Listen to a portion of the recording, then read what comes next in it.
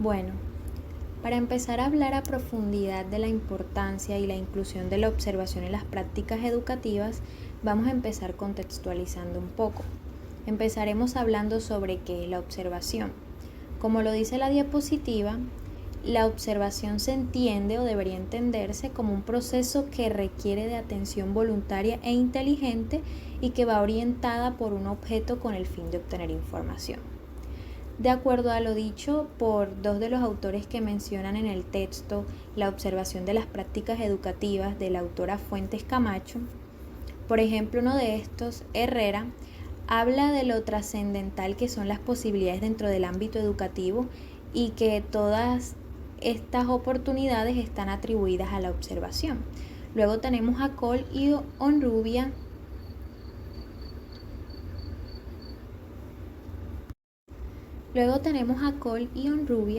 que definen el observar como un proceso intencional pero con objetivos claros.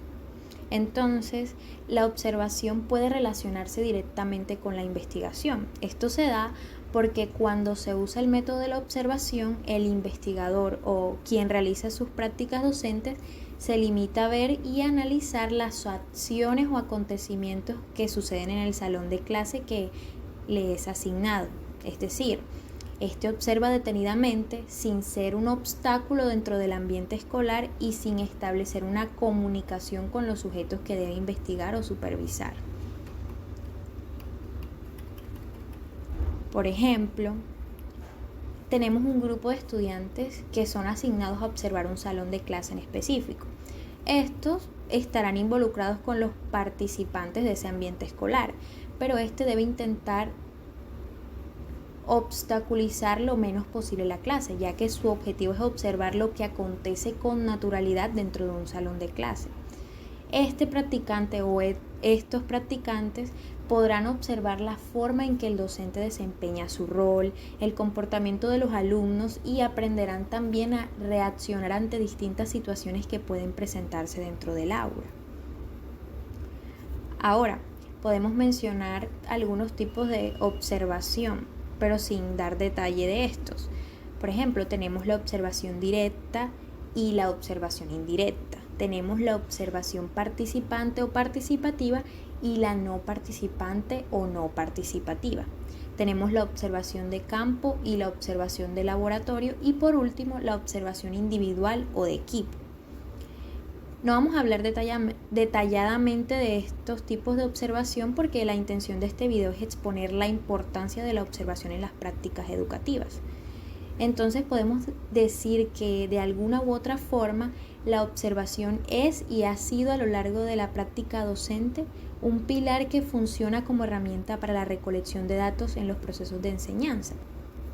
Es decir, el objetivo principal del profesorado es reflexionar frente a su profesión y cómo la desempeña. Esto siempre desde un enfoque crítico y analítico. Bueno, dentro de la profesión docente es de vital importancia que el docente haga siempre una investigación previa de las temáticas que trabajará luego con sus estudiantes.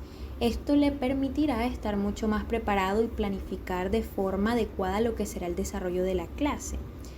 Esta estrategia de la que hablamos anteriormente también es una estrategia investigativa y al ser aplicada en el contexto educativo mejora notoriamente la calidad y el resultado del proceso de enseñanza-aprendizaje. Ya para empezar a incluir el video que vimos en la clase, podríamos decir que el docente usó esta estrategia en el desarrollo de la clase, ya que se mostró claro y seguro con respecto a la temática.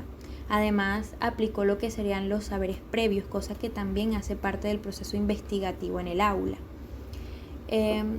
Dentro del texto que mencioné anteriormente, el autor nos menciona que existen los llamados niveles de la práctica educativa. También es importante mencionar algunos aspectos importantes como lo son la reflexión de las habilidades y los conocimientos del profesor, así como también los recursos de los que hace uso para el desarrollo de su clase. Lo mencionado anteriormente garantizará que el docente tenga un avance notorio con respecto a las habilidades y conocimientos de sus estudiantes.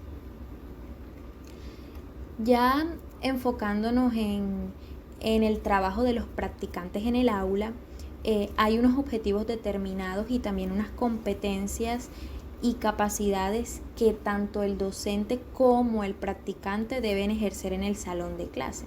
Estas competencias también deben permitir al practicante desarrollar la clase, enseñar a sus alumnos y evaluar su desempeño. Esto quiere decir que debe poder analizar e interiorizar con respecto a su trabajo. Entonces, para finalizar, podríamos decir que un buen docente debe tener siempre claridad de la importancia que tiene su labor y de la responsabilidad que abunda dentro de su desempeño. Entonces, un buen docente siempre enseña a sus estudiantes para la vida y la educación que brinda va siempre direccionada a la realidad y a la situación de cada uno de sus estudiantes.